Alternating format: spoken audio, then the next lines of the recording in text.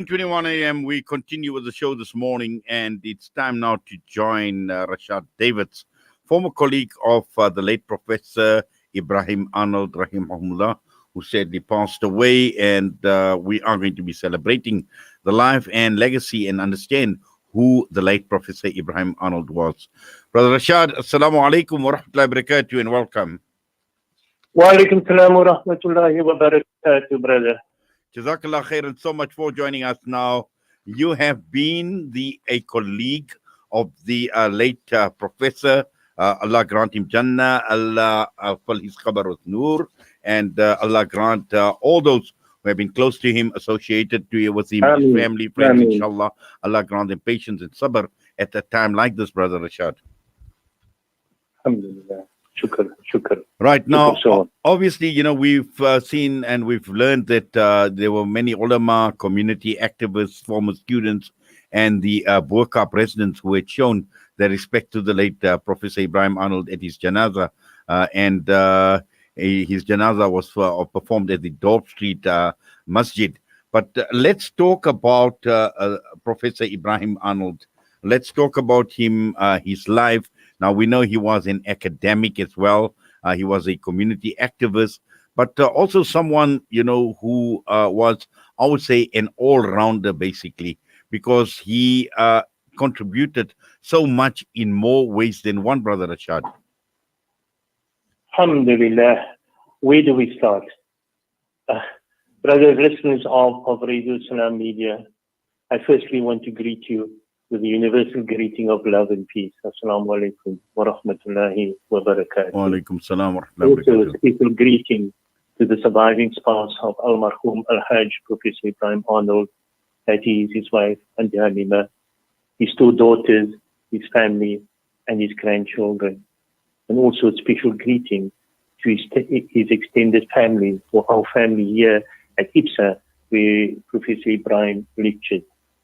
Yes, I've been asked to speak now about the life and legacy of a great luminary, an intellectual giant of his time, a revered scholar of the Deen of Islam, and a distinguished professor in the field of accounting, corporate governance, and education.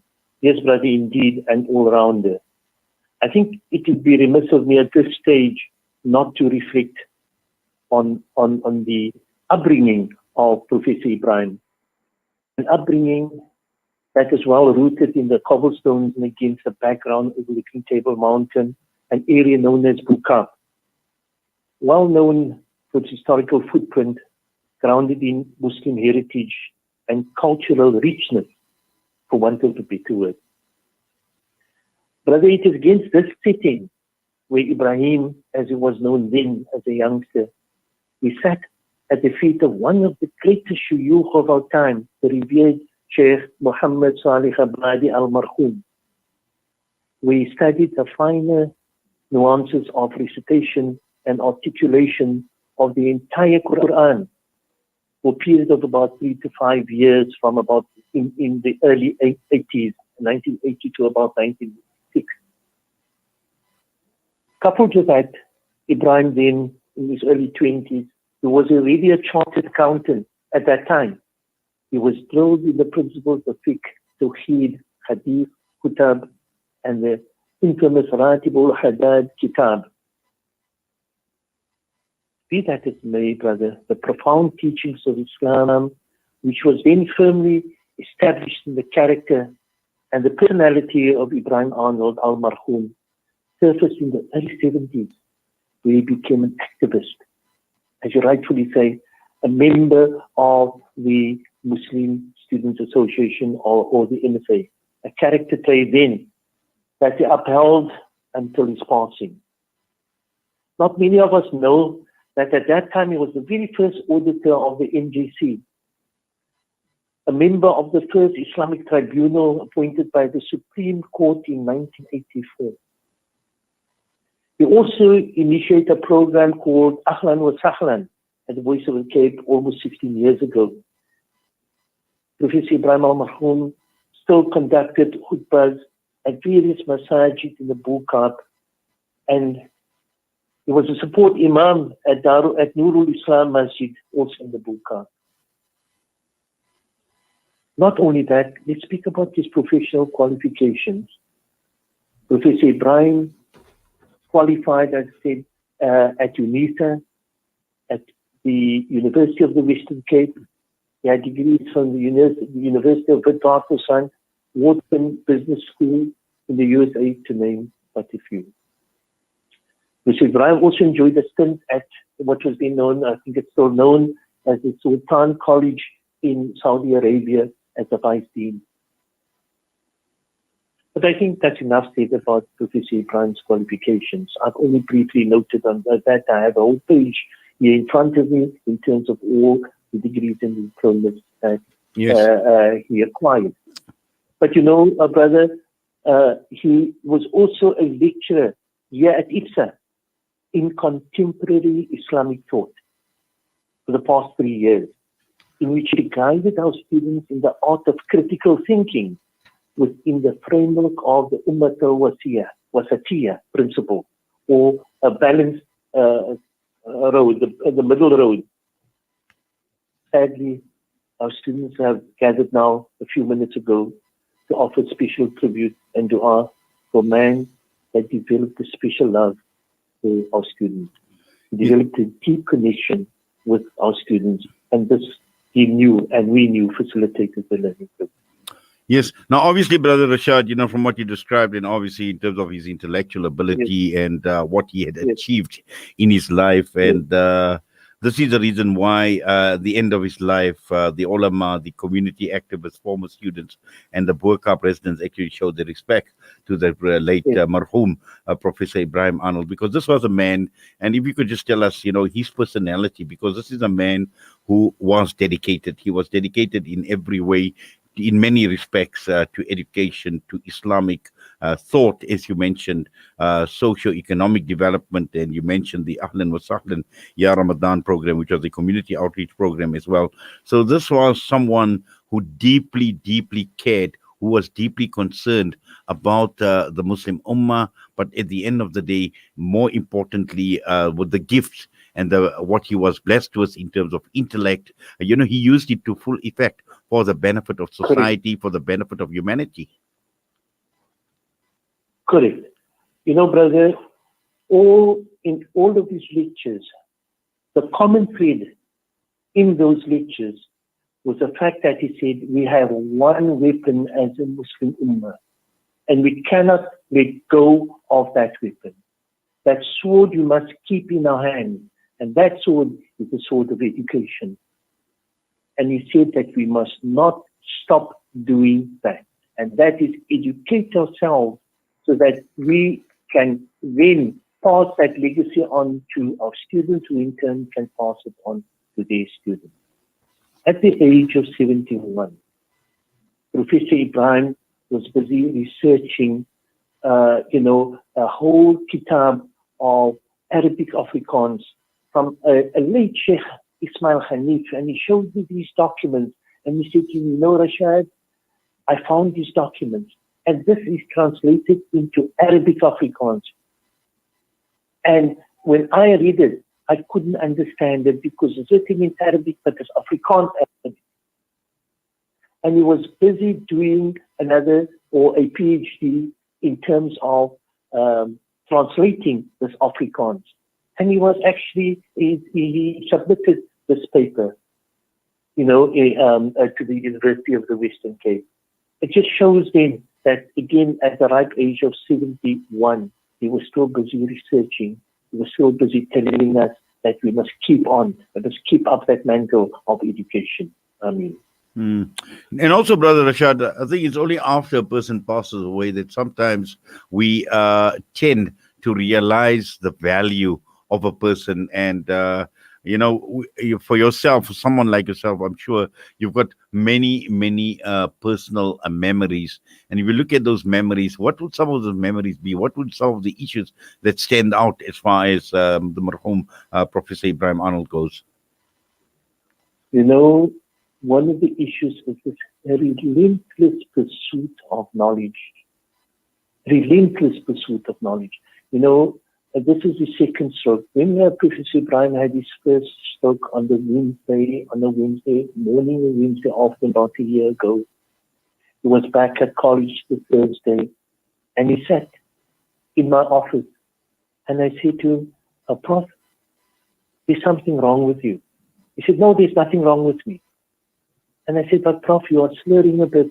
And he said, no, it's fine. Just had a rough night, I couldn't sleep last night. I phoned his wife. And I said to him, what is Prof doing here? And I said, please, Prof, go home. He then went home. Wife took him to a doctor, and doctor said he had a slight stroke. And I realized then, if you ask me about the memories, and what touched me most is the fact that he didn't care. He was at our beck and call, and whoever asked him to research a paper, he would do it. Whoever asked him to speak for radio, he would do that. Debates, whatever he would research and research and research. And he said that this is what it's all about. That is my memories of him, that he never stood back. And on Friday morning, at quarters of just before Fajr Salah, Friday morning and Saturday morning, he sent me some messages saying that he did this and he did this, and I must have a look at this, what he wrote now. And a few hours later, he was gone. It meant so much to me that a person of his caliber, throughout his struggle, he continued with his quest to better our society. Yes, Brother Rashaad, as we, always learn that it's how you you lead your life is how you're going to meet your end. And as you mentioned, it was on a Friday, it was on the day of Jummah as well. And obviously, him, Allah subhanahu wa ta'ala had basically chosen him for this wonderful day, for his demise to be on this day of Jummah. And that is his reward. And we continue making dua. And we make dua for Professor Arnold, and Allah grant him the highest place of Jannah, inshallah. Allah grant him forgiveness, fill his qabr with nur. And to you as well, Brother Rashaad, I know it's a great loss to you as well. Allah grant you lots of patience, lots of sabr at a difficult time. And our du'as are with you, with his friends, with his family. And most of all, Jazakallah to you for coming on this morning and sharing what you have with us regarding the life and the legacy of the late Professor Ebrahim Arnold. Alhamdulillah, shukr for allowing me to speak about it. Assalamu alaikum wa rahmatullahi wa barakatuh. Wa alaikum salam wa rahmatullahi wa barakatuh. Rashaad Davids joining us out of Cape Town this morning, celebrating the life and legacy of the late Professor Ebrahim Arnold, rahimahumullah. Deep in my heart I know Allah has called you home. But yet, your smile still lingers in my mind. And yet, it's so hard, I just break down and cry.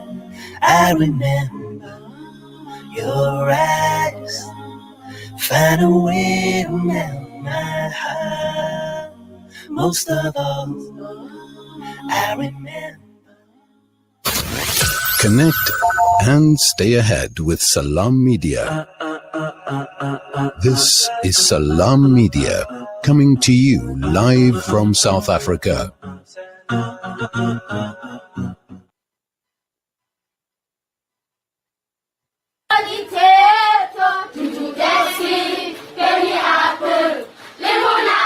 Penny Appeal's Education First campaign helps children to get access to quality education. I'm 14 years old. When I grow up, I'd like to be a scientist. We believe every child belongs at school, And we want education, a better education. learning and dreaming their way to a better future. With your help, we can provide classrooms, desks, stationery packs, and school shoes. Help make these dreams a reality. Visit www.pennyappeal.org.za or call 031 1100 573. Penny Appeal. Small change, big difference.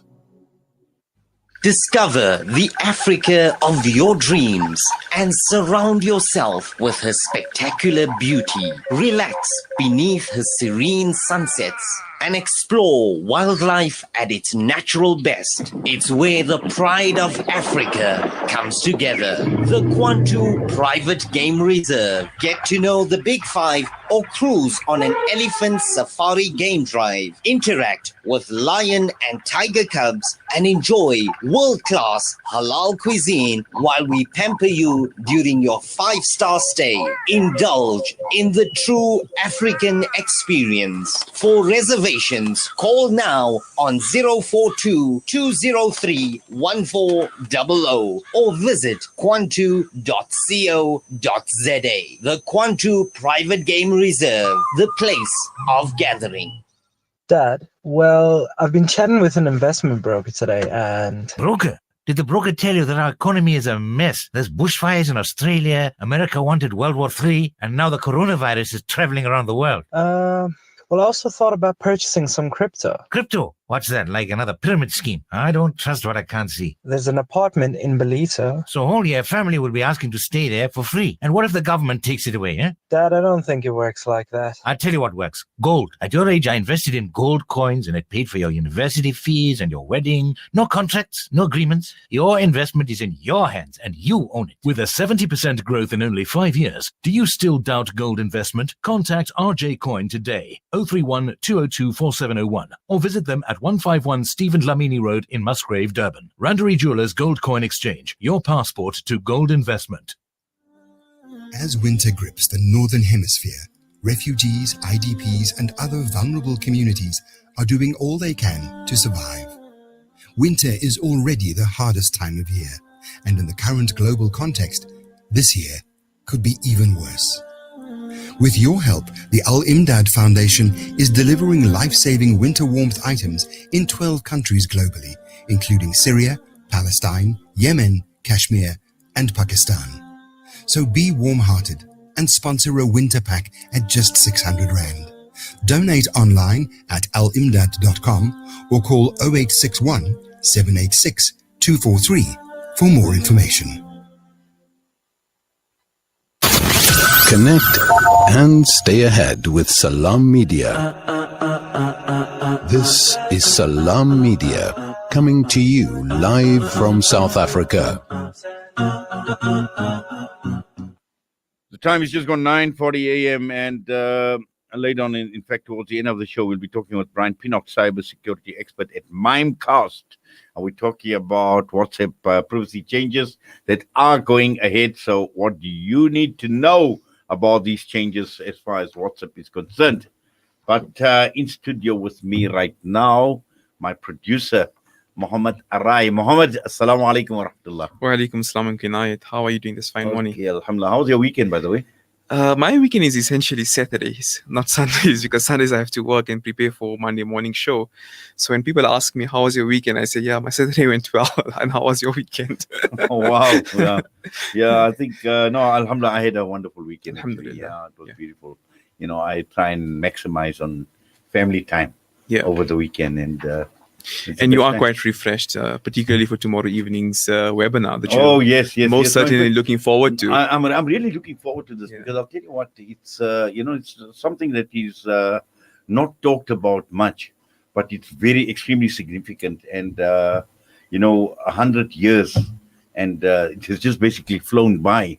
Where the Khilafah, and considering you've come back from a history of 1,300 years of the Khilafah, and remember after the demise of Nabi Sallallahu Alaihi Wasallam, it was a Khilafah since then, from Abu Bakr, Umar, Uthman, Ali, and then throughout the years, all the various Khilafah dynasties. So it is very, very relevant, and this is something that we need to think about. We need to think about very, very carefully, and that is what we're going to reflect on what the 100 years have actually meant for us as a Muslim ummah, without a Khalif, without a leader that we can actually look up to. And when you see what has happened over the last 100 years, Palestine is gone, Kashmir is, where it is at this point in time, when you look at the attacks that have taken place over the years, and a Muslim ummah that is in a state of confusion, total confusion where we are at this point in time. You've got millions of refugees, internally, externally displaced people, attacks on Muslims, attacks on our institutions, attacks on hijab, all at the end of the day. And if you had a Khalif, you had a Muslim leader, would we see the situation that we are in right now? Precisely. No, it's it's really an important conversation to have. And given that we find ourselves in the month of Rajab, and that's the significance of the month of Rajab, and you have a strong panelists, strong members from around the world, in fact. So it's certainly going to be a strong panel discussion tomorrow evening, and we all will most definitely tune in. Nonetheless, Uncle Inayat, the talk of the town has been the budget speech, which is scheduled for Wednesday by the Finance Minister Tito Mboweni. But just on a very light-hearted angle, we always see the minister coming to the budget speech with the aloe plant. Mhm. So perhaps many of us do not know the significance of that. So when he's delivering his budget speech, he has the plant next to him. Most of the time, very out of view, but it's always there. Now, wait a minute, John, let me just stop you there. Right? Yeah. He's come with a plant, and I think